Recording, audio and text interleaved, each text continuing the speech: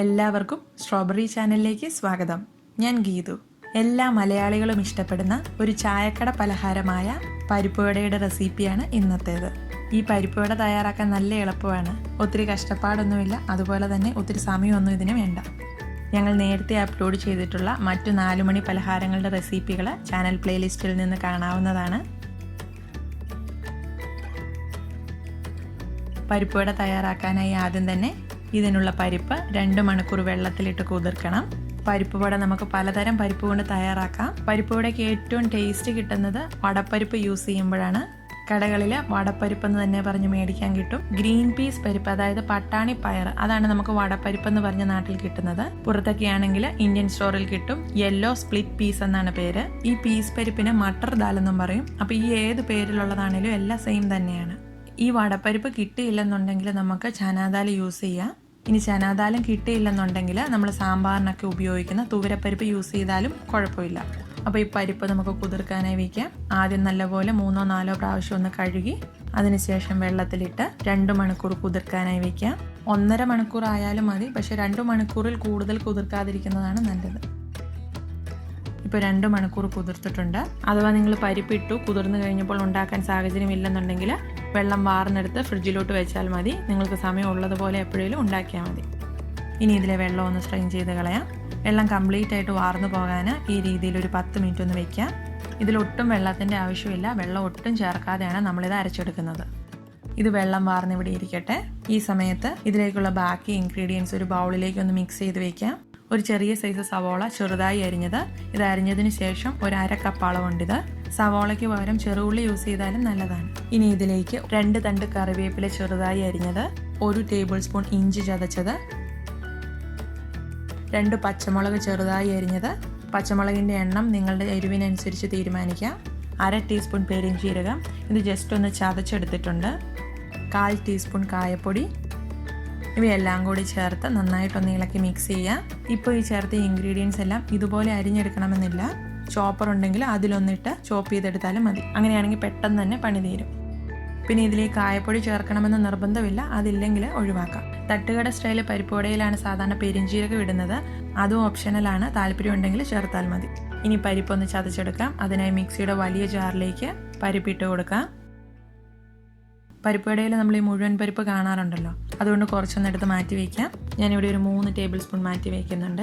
ഇതിങ്ങനെ ചേർക്കുന്നത് കാണാൻ ഭംഗിക്ക് വേണ്ടിയാണ്, പിന്നെ ചെറുതായിട്ട് കടിക്കാനും കിട്ടും. ഇനി ഇതിലേക്ക് 2 വറ്റൽമുളകും 1 തണ്ട് കറിവേപ്പിലയും കൂടി ചേർക്കാം. ഉപ്പ് വേണമെങ്കിൽ ഈ സമയത്ത് ചേർക്കാം, അതല്ലെങ്കിൽ ഞാൻ ലാസ്റ്റാണ് ചേർക്കുന്നത്, ആ സമയത്ത് ചേർത്താലും മതി. ഇനി ഇതൊന്ന് ചതച്ചെടുക്കാം.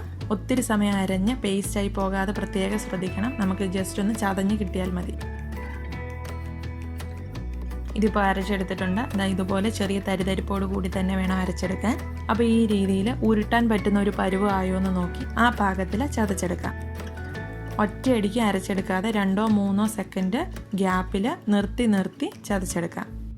ഇനി ഇത് നമ്മൾ റെഡിയാക്കി വെച്ചിരിക്കുന്ന മറ്റ് ഇൻഗ്രീഡിയൻസിലേക്ക് ഇട്ട് കൊടുക്കാം. ഇതിലേക്ക് മാറ്റി വെച്ചിരുന്ന പരിപ്പ് കൂടി ഇടാം. ഇനി ഇത് നന്നായിട്ടൊന്ന് മിക്സ് ചെയ്തെടുക്കണം.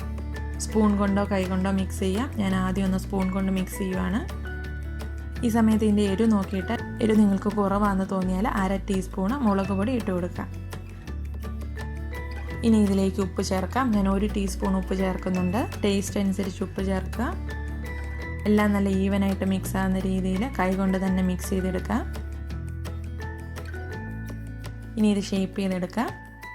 അതിനായി ഓരോ ഉരുളകളാക്കാം. ഒരു ചെറുനാരങ്ങയുടെ വലുപ്പത്തിൽ ഉരുട്ടിയെടുക്കാം. ഇനി ഇടത് കൈയുടെ കൈവെള്ളയിലേക്ക് ഈ ഉരുള വെച്ച് കൊടുക്കാം. ഈ രീതിയിലൊന്ന് പ്രസ് ചെയ്ത് കൊടുക്കാം. ഒത്തിരി അങ്ങ് പ്രസ് ചെയ്ത് പരത്തണ്ട, സാവധാനത്തിൽ ജസ്റ്റ് ഒന്ന് പ്രസ് ചെയ്താൽ മതി. ഇതിപ്പോൾ ഈ രീതിയിൽ കിട്ടിയിട്ടുണ്ട്. ഇതിൻ്റെ വട്ടം വേണമെങ്കിൽ ഒന്ന് അഡ്ജസ്റ്റ് ചെയ്ത് ഷേപ്പ് ചെയ്തെടുക്കാം. സാധാരണ പരിപ്പുവടയുടെ സൈഡ് ഭാഗം നല്ല കട്ടി കുറഞ്ഞാണ് കിട്ടുന്നത്. അപ്പോൾ കൈ കൊണ്ടൊന്ന് പ്രസ് ചെയ്ത് അവിടെ ഒന്ന് കട്ടി കുറച്ചെടുക്കാം. ഇപ്പോൾ നടുഭാഗം പൊങ്ങി നിൽപ്പുണ്ട്, സൈഡ് ഭാഗം കനം കുറച്ചും എടുത്തിട്ടുണ്ട്. ഇനി ഇത് വലത്തെ കൈയിലെ വിരലിലേക്ക് മാറ്റാം. ഇനി ഇത് എണ്ണയിലേക്ക് ഇട്ട് കൊടുക്കാം. പരിപ്പുവട വറുത്തെടുക്കാനായി ഒരു പാനിൽ എണ്ണ ഒഴിച്ചിട്ടുണ്ട്. പരിപ്പുവടയുടെ പകുതി ഭാഗം മുങ്ങിക്കിടക്കുന്ന അളവിലാണ് എണ്ണ ഒഴിച്ചിരിക്കുന്നത്. കടയിലൊക്കെ തയ്യാറാക്കുമ്പോൾ മുഴുവൻ മുങ്ങിക്കിടക്കുന്ന രീതിയിലാണ് എണ്ണ ഒഴിക്കുന്നത്. പക്ഷേ നമ്മൾ വീട്ടിലൊക്കെ തയ്യാറാക്കുമ്പോൾ അത്ര എണ്ണ എടുത്താൽ എണ്ണ വേസ്റ്റ് ആവും. അതുകൊണ്ട് ഈ രീതിയിൽ പകുതി ഭാഗം മുങ്ങിക്കിടക്കുന്ന അളവിൽ എണ്ണ എടുത്താൽ മതി. ഇത് ഓരോന്ന് ഷേപ്പ് ചെയ്തെടുത്ത് അപ്പോൾ തന്നെ ഇത് നമുക്ക് എണ്ണയിലേക്ക് ഇട്ട് കൊടുക്കാം. ഇത് എണ്ണയിലേക്ക് ഇടുമ്പോൾ എണ്ണയുടെ ചൂട് ഒരു മീഡിയം ചൂടായിരിക്കണം. അഥവാ ഇതുണ്ടാക്കുമ്പോൾ പരിപ്പ് കയ്യിൽ വല്ലാണ്ട് ഒട്ടിപ്പിടിക്കുന്നുണ്ടെങ്കിൽ കൈ ജസ്റ്റ് ഒന്ന് കഴുകി ചെറിയൊരു നനവോട് കൂടി പരത്തിയെടുക്കുക. പലതവണ കൈ കഴുകി കയ്യിൽ വെള്ളം എല്ലാം കൂടെ പരിപ്പിലേക്ക് ആയാൽ പിന്നെ ഇത് വൃത്തിക്ക് ഷേപ്പ് ചെയ്തെടുക്കാൻ പറ്റില്ല. അതുകൊണ്ട് വെള്ളത്തിന് പകരം കയ്യിൽ കുറച്ച് എണ്ണ തേച്ചിട്ട് ഇത് ഷേപ്പ് ചെയ്തെടുത്താലും മതി. ഒത്തിരി എണ്ണയൊന്നും തേക്കണ്ട, ചെറുതായിട്ടൊന്ന് എണ്ണ പുരട്ടിയാൽ മതി. ഇതുപോലെ ഓരോന്നായി ഷേപ്പ് ചെയ്ത് എണ്ണയിലേക്ക് ഇട്ട് കൊടുക്കാം. എണ്ണ ഒത്തിരി ചൂടിലാണെങ്കിൽ ഇതിൻ്റെ ഉൾഭാഗം വേഗില്ല, പുറം ഭാഗം പെട്ടെന്ന് കളർ മാറി ഫ്രൈ ആയതുപോലെ ഇരിക്കും. പക്ഷേ ഇതിൻ്റെ അകംഭാഗം വേഗില്ല. അതുകൊണ്ട് എണ്ണയൊന്ന് ചൂടായതിന് ശേഷം ഫ്ലെയിം നമുക്ക് മീഡിയത്തിനും ലോയ്ക്കും ഇടയിലേക്കാക്കാം. ഈ കുറഞ്ഞ തീയിൽ കിടന്ന് നന്നായി വേവായി വരട്ടെ.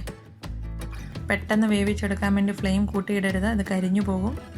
ഇത് സമയമെടുത്ത് തന്നെ ഫ്രൈ ചെയ്തെടുക്കണം, എങ്കിൽ മാത്രമേ ഇതിൻ്റെ ഉള്ളിൽ നന്നായിട്ട് വേവായി കിട്ടത്തുള്ളൂ. അപ്പോൾ ഒരു വശം ചെറുതായി കളർ മാറുമ്പോൾ ഒന്ന് മറിച്ചിട്ട് കൊടുക്കാം. ഇനി ഇത് തിരിച്ചും മറിച്ചും ഇട്ട് കൊടുത്ത് വേവിച്ചെടുക്കാം. പിന്നെ ഈ പരിപ്പുവട ഷേപ്പ് ചെയ്യുമ്പോൾ ഒത്തിരി വലിയ ബോൾസ് എടുത്താൽ പരിപ്പുവട ഒത്തിരി വലുതായിപ്പോവും. അപ്പോൾ ഇതിൻ്റെ കട്ടി കാരണം ഇത് വേവാൻ കൂടുതൽ സമയമെടുക്കും. അപ്പോൾ അതുകൊണ്ട് നമ്മൾ വീട്ടിലേക്കൊക്കെ ഉണ്ടാകുമ്പോൾ ചെറിയ ബോൾസ് ആക്കി ചെറിയ പരിപ്പുവട ഉണ്ടാക്കുക. അപ്പോൾ നമുക്ക് പെട്ടെന്ന് വറുത്ത് കോരി എടുക്കാൻ പറ്റും. അപ്പോൾ കനം കുറച്ചെടുക്കുകയാണെങ്കിൽ വേഗം ഇത് ഫ്രൈ ചെയ്തെടുക്കുക. അത് മാത്രമല്ല ഒത്തിരി എണ്ണയും നമുക്കിതിന് ആവശ്യം വരില്ല.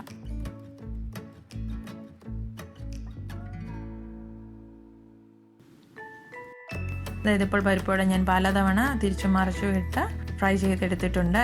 പാകത്തിന് വേവായിട്ടുണ്ട്, നല്ലൊരു ഗോൾഡൻ ബ്രൗൺ കളർ ആയിട്ടുണ്ട്.